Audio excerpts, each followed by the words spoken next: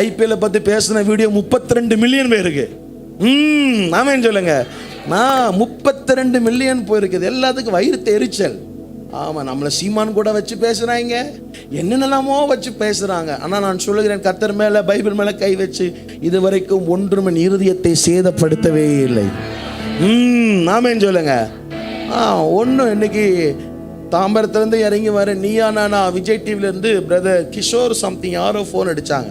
True கலரில் தெரிஞ்சது. அவங்க பேசுனாங்க, பாஸ்டர் நீங்கள் ஐபிஎல் பாஸ்டர் தானே? எஸ், நான் ஐபிஎல் பாஸ்டர் தான். உங்களுக்கு என்ன வேணும்? ஐபிஎல் பாஸ்டர் தான். என்ன வேணும் பாஸ்டர்? நம்ம வந்து ஒரு நீயா நானா ஷோ வைக்க போகிறோம்.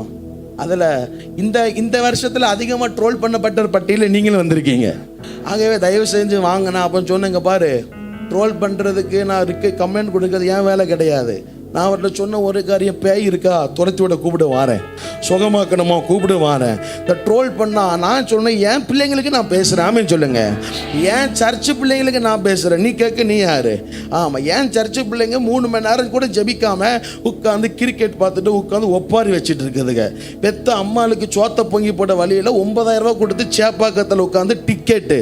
இல்லை உருப்படுவியா? இல்லை ஊழியக்காரனுக்கு வேற குடும்பமாக போய் உட்காந்து கிரிக்கெட் பார்த்து ஸ்டேட்டஸ்.